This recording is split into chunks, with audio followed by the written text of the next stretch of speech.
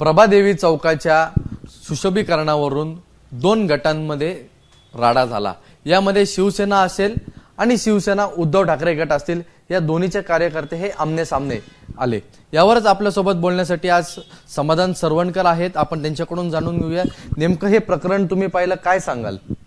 हा जो काही प्रभादेवी चौक आहे हा एक 4 वर्षाआधी आमदार सदा सरवणकर यांच्या निधीतनं ह्याचं सुशोभीकरण झालं होतं। गेल्या 1-2 वर्षापासून त्याची दुरावस्था झाली होती, काही टाईल्स सुटल्या होत्या आणि जी दुरुस्तीची गरज होती। आज याची दुरुस्तीची गरज असताना मी त्यासाठी पत्रव्यवहार केला। महाराष्ट्राचे जे उपमुख्यमंत्री शिंदेसाहेब, मुंबई शहराचे पालकमंत्री यांच्याकडे निधीची मागणी केली, महापालिकेकडे मागणी केली। त्यानुसार ह्या निधीतनं महापालिकेने ह्या चौकासाठी, माझ्या प्रभागासाठी मला एक काही निधी दिला 194 विभागासाठी। त्या निधीतनं हा चौक सुशोभीकरणाचं आम्ही एक काम सुरू केलेलं। एक 10 दिवस झाले कामाची सुरुवात झालेली होती। ह्याचं टेंडर झालं, ह्याचं आपण बघितलं असेल, ह्याचं एक वर्क ऑर्डर एक आहे, हे वर्क ऑर्डर सुद्धा आहे आम्हाला मिळालं आणि 10 दिवसापासून याचं महापालिकेच्या वतीने हे काम सुरू आहे। अचानकरित्या ते काम बंद करण्यासाठी तिकडे काही समाजकंटक आलेले होते। ह्या आधी देखील त्यांनी प्रत्येक ठिकाणी विभागात जिथे कुठे काम सुरू असेल हे बंद करण्याचं काम केलेलं। माझा विषय एवढाच होता की तुम्हाला जर काम करायचं होतं, तुमचा आमदार तुम्ही बोलता निवडून आलाय, आमदाराला एक निधी असतो, तुम्ही तुमचा निधी, आमदार निधी वापरून हा चौक करायचा होता। आम्ही तुम्हाला थांबवलेलं नव्हतं, पण 1-1.5 वर्ष हा चौक असाच आहे, ह्याची दुरुस्तीची गरज आहे। तुमचा आमदार काम करायला मागत नाही कुठे, फक्त त्याचं एकच काम असतं, हा चौक सुद्धा आमदार सदा सरवणकरांचं जिथे जिथे नाव आहे तिकडे 2 टाईल लावतो आणि स्वतःचे बोर्ड लावतो। असे तुम्हाला मी आतापर्यंत 20 उदाहरणं देईन की त्या ठिकाणी काम न करता फक्त सदा सरवणकरांचं नाव आहे हे तो तिकडे फक्त बोर्ड लावतो। पण आज सदा सरवणकर प्रत्येकाच्या हृदयात गुंतलेले आहेत, त्यांनी कामं केलेली आहेत, हे तुम्ही करू नाही शकत। आज भांडणाचा काही विषय नव्हता, पण आता कसं झालंय, निवडणूक आहे, एक पक्षीय रंग देण्याचं काम हे सुरू झालेलं आहे। त्यांच्या पक्षातले पण पदाधिकारी होती, मला नाही वाटत आज त्यांची काही चुकी होती। एकाच दुसरा जो पदाधिकारी होता त्यांनी हा सगळा वाद घालण्याचा प्रयत्न केला।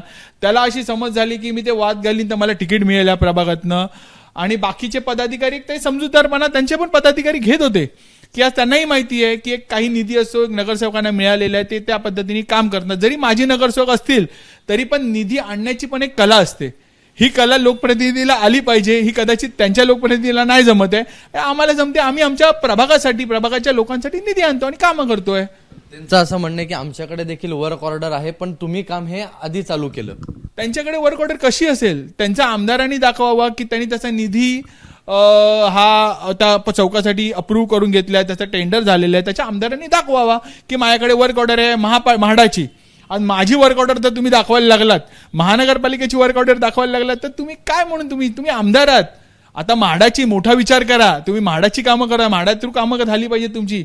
महानगरपालिकेच्या फंडावरती तुमचा डोळा असेल तर काय बोलायचं? आज तुमच्या इतर नगरसेवकांना मिळाले नाही। मी स्वतः माझ्या प्रयत्नाने किंवा शिंदे साहेबांच्या पाठी लागून या चौकासाठी जर फंड आणला आणि ते काम चालू झालं, ह्याच्यावरही तुमचा डोळा असेल तर काहीच नाही बोलू शकत आपण। त्यांच्यावरती आता एनसी देखील दाखल झाली, याकडे कसं?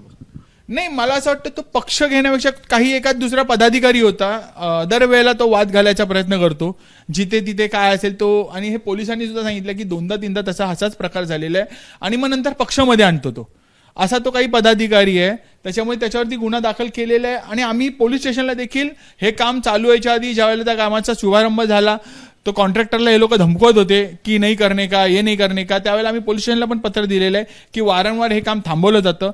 महापालिकेचं रितचं टेंडर झालेलं आहे, रितचं वर्क ऑर्डर झालेलं आहे, त्याच्या माझे पत्र आहेत की हा फंड कुठल्या जेएलमधनं आलेला आहे, जेएल कोडपासून सगळं त्या पत्रामध्ये उल्लेख आहे आणि हा फंड मी कसा आणलेला आहे मला माहिती आहे, कारण की आमच्या विभागातल्या लोकांची कामं झाली पाहिजेत, ती होत नाहीयेत। एवढ्याच उद्देशाने हा आम्ही आज फंड आणला आणि आम्ही कामं चालू केलेली आहेत। आपल्याकडे वर्क ऑर्डर देखील आहे, आपण दाखवलं, आपण निधी देखील यासाठी आणला होता, पण तरी देखील त्यांच्याकडून मध्ये करणं, तुम्ही सांगताय खोड घालणं होतं, कॉन्ट्रॅक्टरला धमकणं, हे का म्हणजे चालू आहे? नाही, कसं झालं आता त्यांच्या डोक्यात असं बसलंय की आमचा आमदार निवडून आला म्हणजे आम्ही ह्या विभागाचे राजे झालोत, असं नसतं। आमदार निवडून झाली असता तरी तो लोकांमधनं निवडून आला असता, लोकांनी त्यांना मत दिलं असं। आपल्या डोक्यात हवा एवढी भरणं हे चांगलं नसतं। तुम्ही निवडून आलात, नक्कीच आलात निवडून ना, पण लोकांची कामं करा। आता मी कुठलं तरी एक काम करत असेल, त्याच्यात जर उद्या खोड घालायला आले, उद्या डीपीटीसीचा एक आमदार म्हणून त्याला निधी येतो, त्यावेळेला त्याच्या नावाने निधी येत नाही। मग प्रत्येक डीपीटीसीच्या कामामध्ये जर मी तिकडे बोर्ड लावायला लागलो की तो काय आमदार निधी नसतो, तो शासनाचा निधी असतो, पण काही वेळेला आमदाराला ठरवून एक निधी दिलेला असतो, त्या निधीमध्ये आता प्रत्येक ठिकाणी जर मी बोर्ड लावले तर ते चालणार आहे का? एक बघा, एक समजूतदारपणाचा हा लक्ष हे असतं की काही लोकप्रतिनिधींना निधी वेगवेगळ्या डिपार्टमेंटमधनं मिळतात, आम्हाला देखील निधी मिळतात, जरी आम्ही आता नगरसेवक नसू पण आम्हाला माहिती आहे की निधी कसा आपल्या विभागासाठी आणायचा. हे एकमेकांना समजून घेण्यासारखं असतं. जर आपल्याला समजत नसतील तर उद्या डीपीटीसीचा जेवढा फंड येतो आम्ही बोलू आमची सरकार आहे, उद्या आम्ही सगळीकडे ओपनिंग करायला जाऊ, जिथे जिथे फंड येईल तिकडे त्याच्याकडे. म्हणजे श्रेयवादावरून सगळं चालू आहे. श्रेयवादासाठी चालू आहे, आपण काम करायचं नाही. आता आपण बघितलं असेल की माहीम विधानसभेमध्ये जिथे जिथे सदा सरवणकर यांनी काम केलेलं आहे तिथे तिथे फक्त हा काय करतो, रंग लावणार आणि स्वतःचा बोर्ड लावणार. आम्ही काय बोलत नाही, बोलत जाऊन दे. पण लोकांना माहिती आहे की ती ठिकाणं किंवा ती जागा कोणी सुशोभीकरण केलेलं आहे, कोणी काम केलेलं आहे. तू नवीन काहीतरी कर. आमचं एवढंच आहे की तुला लोकांनी निवडून दिलं, काहीतरी नवीन करा. नवीन काय करायचं ना, तर आमच्या इकडे साई सुंदर नगर निवडून यायच्या आधी सांगितलेलं आम्ही इकडची पार्किंग करू, आम्ही रस्ता बनवू, आम्ही लोकांना मेंटेनन्स देऊ, आम्ही साई सुंदर नगरमध्ये सगळी कामं करू. आता निवडून आल्यावर बोलतो माझा कोण अधिकारी ऐकत नाही. अरे असं नाही. तू जर निवडून लोकांनी तुला दिलाय तर त्यांचे प्रश्न सोडवणं हे तुमचं कर्तव्य आहे. जर तुम्हाला प्रश्न सुचत नसेल तुम्ही राजीनामा द्या आणि घरी बसा.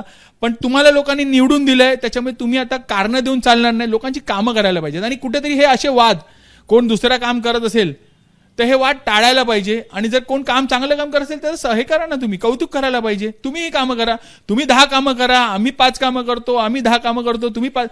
हे बघा, लोकांची कामं होणं गरजेचं आहे. तुम्ही कुठून तरी निधी आणा, आम्ही कुठून तरी निधी आणतो. माहीम मधल्या लोकांची जास्तीत जास्त कामं कशी होतील याकडे दोन्ही पक्षांनी लक्ष द्यायला पाहिजे. आता काम थांबले ते आता परत चालू होणार नाही, काम सुरू आहे, काम थांबलं नाहीये. हे महापालिकेचं काम 10 दिवस झाले काम चालू आहे.